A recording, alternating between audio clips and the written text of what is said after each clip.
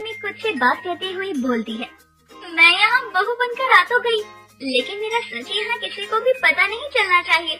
अगर किसी को पता चल गया कि मैं क्या हूँ, तो ये लोग मुझे घर से भी निकाल देंगे और मुझे कहीं रहने भी नहीं देंगे। इसलिए मुझे अपने लिए खुद ही सोचना पड़ेगा और अपनी सच्चाई को सबसे बचा कर रखना पड़ेगा। नेहा की शादी तो हो गई थी, लेकिन वो अपने परिवार वालों से ना जाने कौन सा सच छुपा रही होती है। एक दिन नेहा अपने कमरे में कपड़े बदल रही होती है। तभी नेहा का पति दीपक वहाँ आ जाता है और नेहा तुरंत अपने ऊपर चादर डाल लेती है और बोलती है, आप यहाँ आने से पहले दरवाजा तो खटखटा लेती। रिलैक्स नेहा, मैं कोई पराया नहीं हूँ। मैं तुम्हारा ही पति दीपक हूँ। तुम मेरे आगे कपड़े तो बदल ही सकती हो। वैसे भी पति पत्नी में इतना तो चलता ही है ना। हाँ, चलता होगा पति पत्नी में इतना या पता नहीं कितना, लेकिन हमारे बीच में ऐसा कुछ भी नहीं चलता। और मुझे ये बिल्कुल भी नहीं पसंद है कि कोई मुझे कपड़े बदलते हुए देखे। अच्छा जी, और अगर मैं ये कहूँ कि मैं कहीं नहीं जाने वाला, तुम्हें मेरे आगे ही कपड़े बदलने पड़ेंगे, तब क्या करोगे तुम? तब तो तुम्हें अपने घुटने टेकने ही पड़ेंगे ना मेरे आगे। नहीं, अगर आप यहाँ से नहीं गए तो मैं माँ जी को बुला लूंगी। और ये क्या, आपको अच्छा लगता है अपनी पत्नी को ऐसे नहाते हुए देखना? कुछ तो शर्म रखा करो ना। ओहो, मैडम जी का गुस्सा आ गया। वैसे तुम माँ को बुला लोगी तो माँ भी कुछ नहीं कहेगी, क्योंकि ये पति पत्नी के बीच का मामला है। और तुम डरो मत, मैं ऐसा भी कुछ नहीं करने वाला जिससे तुम्हें अच्छा न लगे। मैं तो यहाँ अपनी फाइल लेने आया था, तो सोचा तुमसे थोड़ा हंसी मजाक कर लूं।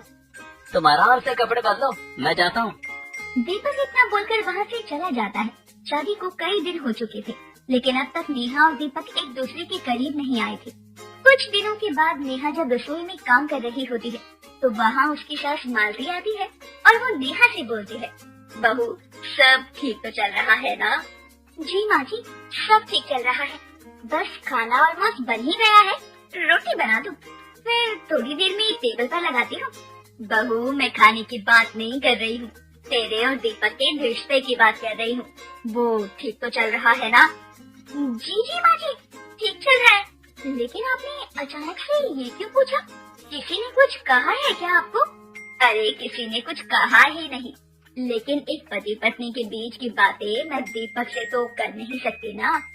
वो मुझे खुलकर कुछ बता भी नहीं पाएगा, लेकिन तुझसे तो कर ही सकती हूँ, क्योंकि सास बहू से हटकर है तो हम दोनों एक औरत ही। माँ जी सब ठीक है, आप चिंता मत कीजिए। बहू देख, कल को तुम दोनों का भी परिवार बनेगा, इसलिए मैं यहाँ एक सास नहीं बल्कि एक औरत बनकर आई हूँ। अगर कोई भी परेशानी हो तो मुझे बेझिझक बता दियो। ये लोग कितने अच्छे हैं। एक मेरे पति है जो इतना टाइम हो गया और अब तक कोई शिकायत नहीं की, और मेरी सास है जो अपनी बहू को बेटी मानती है।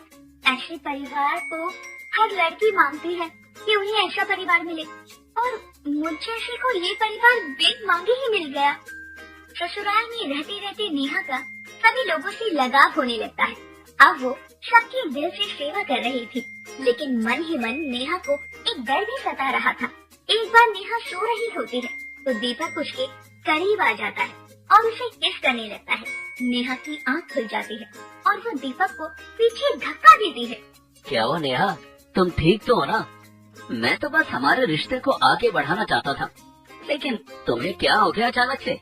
ठीक तो हो ना तुम? आपको समझ नहीं आता है क्या? आप क्यों बार बार मेरे करीब आने लगते हैं? मुझे ये सब बिल्कुल भी अच्छा नहीं लगता, लेकिन आपको तो बस मेरा शरीर ही चाहिए ना। ये तुम क्या बकवास कर रही हो? मैं कोई ऐसा वैसा लड़का नहीं हूँ जैसा तुम बोले जा रही हो। और हम दोनों पति पत्नी हैं, हमारा एक रिश्ता है और मैं उसी रिश्ते को आगे बढ़ाना चाहता हूँ। लेकिन नहीं, तुम्हें तो पता नहीं क्या दिक्कत है। अरे जब मेरे छूने से इतनी दिक्कत थी तो शादी क्यों करी? क्योंकि मुझे नहीं पता था कि आप ऐसे इंसान निकलोगे जो बस अपनी पत्नी का शरीर ही चाहते हो। अगर तुम्हें यही लगता है तो ठीक है, आज के बाद मैं तुम्हारे कभी भी पास नहीं आऊंगा जब तक तुम खुद नहीं चाहोगी। दीपक को बहुत गुस्सा आता है नेहा की इन बातों पर, इसलिए वो नेहा से अब बात तक करना बंद कर देता है और न ही नेहा उसे मनाने जा रही थी। कुछ दिनों के बाद मालती की जेठानी नीलम आती है। नीलम पुराने ख्यालों की औरत थी और वो मालती से बात करती हुई कहती है, मालती, तेरे बहू को तो आए हुए अब 3 महीने तो हो ही गए ना, खुशखबरी सुनाई या नहीं अब तक इसने? अरे नहीं दीदी, अब तो कोई खुशखबरी नहीं आई है। क्यों? अब तक शादी को इतना समय हो गया और अब तक कोई खुशखबरी नहीं? बहू को कुछ समझाया नहीं है क्या तुमने? दीदी, अब आप आई हो तो आप ही समझा दो बहू को। हाँ नेहा बहू, सुन रही है ना, तेरी सास को कभी दादी बनने का सुख मिलेगा या नहीं, या फिर तू अपनी सास की अर्थी का इंतजार कर रही है? माँ जी वो अभी वो तू मेरे आगे तो कर ही मत। मैं तेरी सास की जेठानी हूँ, मैं सब समझती हूँ। और रही बात बच्चे की, तो सही समय में बच्चे हो जानी चाहिए, वरना आगे बहुत परेशानी होती है। माँ जी लेकिन अभी इतनी भी जल्दी क्या है? और जल्दी क्या है से क्या होता है, यही सही उम्र होती है बच्चों की। और मुझसे बहस मत किया कर। मैं आज यहाँ आई हूँ, लेकिन अगली बार जब भी आऊँ तो मेरे हाथ में एक पोता पकड़ा दियो, समझी ना? माँ जी आप तो कुछ बोलिए ना। तेरी सास क्या बोलेगी? मैंने बोल तो दिया, और जो मैंने कहा है तुझे वही करना होगा। ज्यादा अपना दिमाग मत चला। तू अपना दिमाग चलाने लग गई ना तो फिर पोते की शक्ल भी नहीं देख पाएंगे हम लोग। बहू, दीदी सही कह रही है। देख, बड़े कभी बच्चों का बुरा नहीं चाहते, वो हमेशा ही उनका अच्छा चाहते हैं। इसलिए तू बात को मान और जल्दी ही हमारी गोद में एक पोता या पोती दे दे। नीलम और अपनी सास की बातें नेहा को बहुत परेशान कर देती है। अब बार बार उसके दिमाग में यही सब चल रहा होता है। वो अब बहुत परेशान रहने लगती है और टेंशन में ही काफी कमजोर हो जाती है और एक दिन बेहोश हो जाती है। जैसे ही नेहा को होश आता है तो मालती उसे गले लगाती है और बोलती है, बहू, मुझे नहीं पता था कि तू मुझे इतनी जल्दी खुशखबरी देगी। बहू, आज मैं बहुत खुश हूँ। तूने मुझे इस दुनिया की सबसे बड़ी खुशखबरी दे दी। कैसी खुशखबरी माँ जी?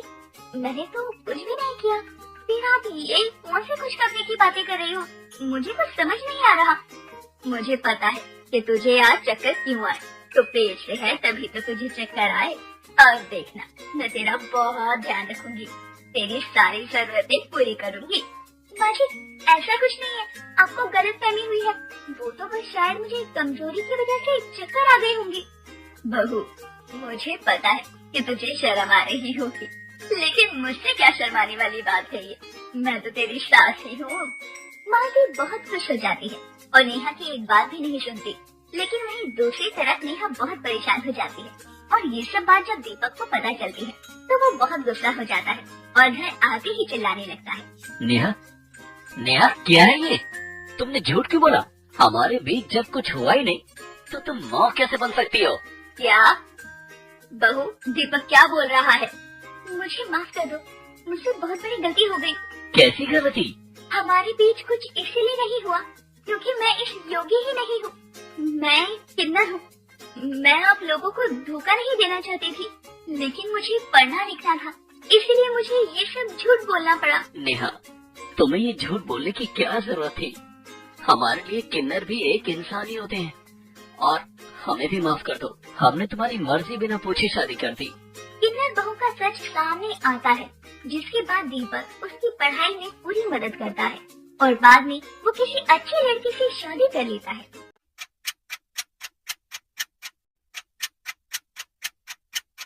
अंकिता एक किन्नर होती है। बचपन में ही उसे उसके माता पिता ने मंदिर की चौखट पर छोड़ दिया था, जिसके बाद उसे एक मनोरमा नाम की महिला ने गोद लिया और उसकी देख रेख की।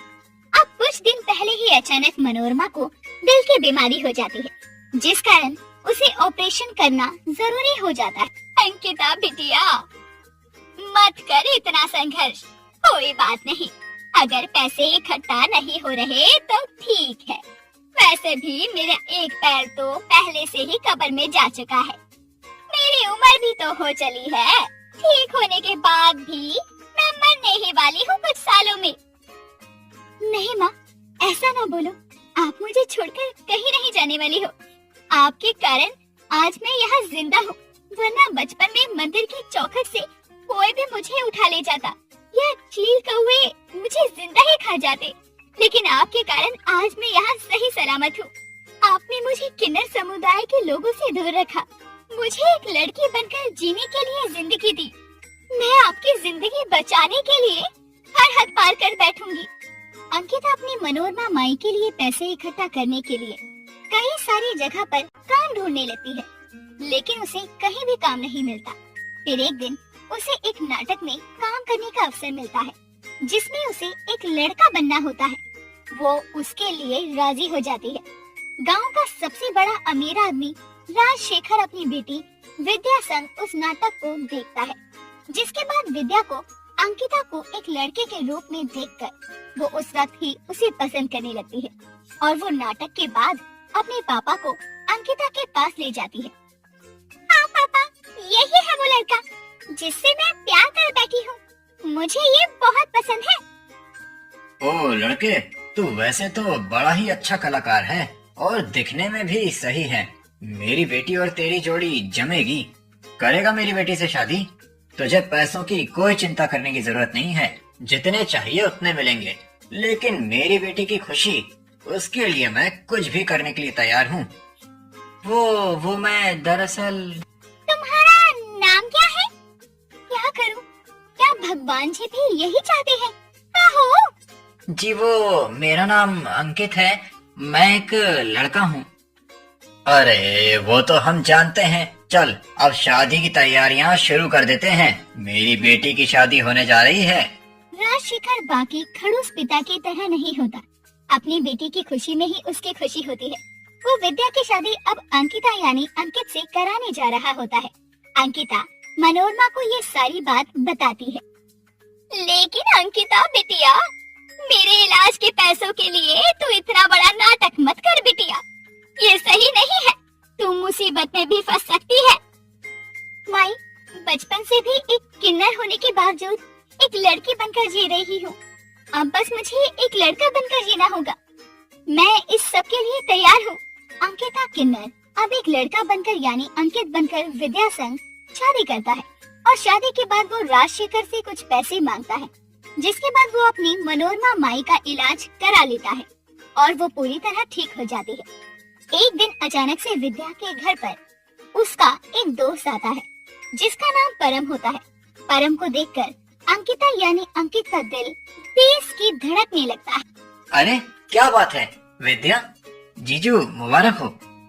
हाँ धन्यवाद परम। आओ बैठो ना परम। अंकित, ये परम है, मेरा बचपन का दोस्त, जो 3 सालों पहले ही विदेश गया था पढ़ने।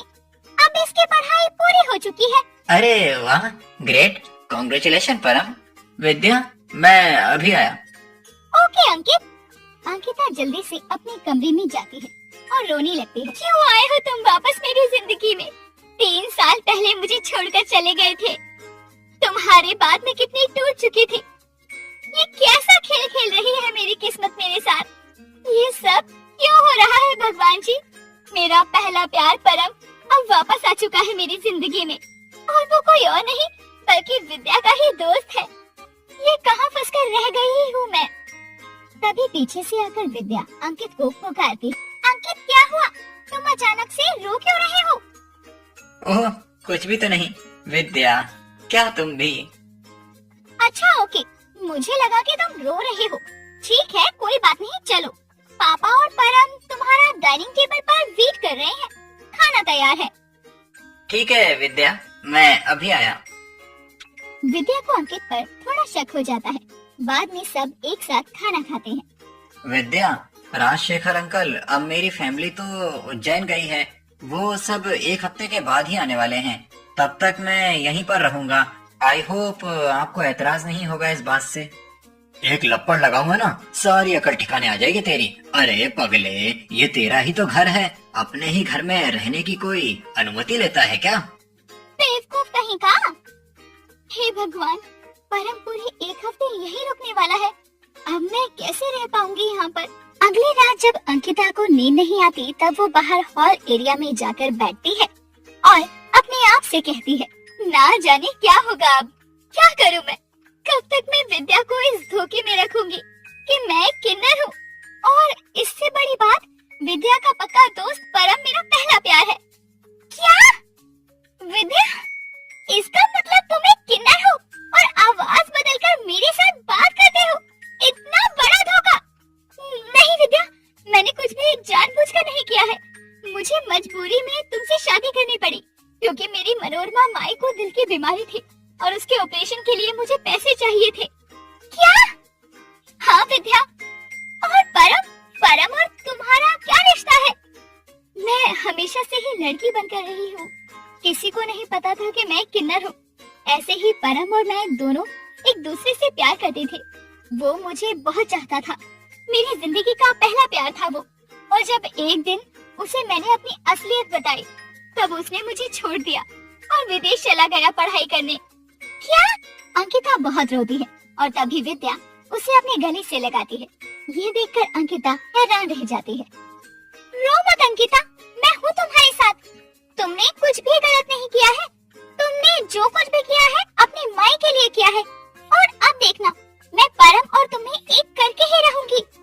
लेकिन विद्या परम के पास जाकर उसे सब सच बता देती है, जिसके बाद नहीं विद्या, तुम्हारा दिमाग खराब हो गया है क्या? मैं इस किन्नर के साथ अपनी जिंदगी नहीं जी सकता। मैंने एक लड़की अंकिता से प्यार किया था, किन्नर अंकिता से नहीं। लेकिन परम बेटा, इस सब में बेचारी अंकिता का क्या कसूर है? इस बेचारी ने तो जीवन में बस दुख ही देखा है। और वैसे भी प्यार दो लोगों की आत्माओं के बीच होता है, दो शरीरों या लिंग के बीच में नहीं। सच बताओ परम, क्या तुम आज भी अंकिता को भूल पाए हो? क्या अंकिता के लिए तुम्हारा प्यार खत्म हो चुका है? बताओ परम, जब तक तुम्हें पता था कि अंकिता एक लड़की है, तब तक तुम उससे बेशुमार प्यार करते थे। लेकिन जैसे ही तुम्हें पता चला कि वो एक किन्नर है, वैसे ही तुम्हारा उस पर सारा प्यार खत्म हो गया। बताओ परम। मैं इन सवालों के जवाब नहीं दे सकता हूँ। विद्या, मैं जा रहा हूँ। परम वहाँ से चला जाता है। मैंने कहा था ना, वो मुझसे अब कभी प्यार नहीं करेगा। नहीं अंकिता, ऐसा मत सोचो। उसने उन सवालों का जवाब नहीं दिया, इसका मतलब वो आज भी तुमसे ही प्यार करता है। मेरे पास एक प्लान है। एक दिन विद्या परम से कहती है, परम, पता नहीं अंकिता को क्या हो गया है। वो गांव के उस कुएं में अपनी जान देने गई है। तुम्हें उसे बचाना ही होगा। क्या? मेरी अंकिता? अंकिता के बारे में ये सुनते ही परम फौरन उस कुएं के पास दौड़ता है और वहाँ जाकर वो देखता है कि अंकिता वहाँ पर बस बैठी थी। अंकिता, तुम ठीक तो हो ना? तुम्हें कुछ हुआ तो नहीं ना अंकिता? नहीं परम, वो विद्या ने मुझे यहाँ बुलाया है, पता नहीं क्यों। क्या? इसका मतलब विद्या झूठ कह रही थी? हाँ, मैंने झूठ कहा था ताकि तुझे तेरे प्यार का अंदाजा हो सके परम। अब तू इस बात से मुकर नहीं सकता कि तू अंकिता से कितना प्यार करता है। हाँ अंकिता, मैं तुमसे बहुत प्यार करता हूँ। जब मैंने सुना कि तुम अपनी जान देने जा रही हो, तब एक पल के लिए मेरी ही जान निकल गई थी। राजशेखर अंकल और विद्या सही कह रहे थे, प्यार दो जिस्मों में नहीं, दो आत्माओं में होता है। लड़का लड़की ही नहीं, दो लोगों की रूह का मिलन यानी प्यार होता है। I love you Ankita. I love you too परम।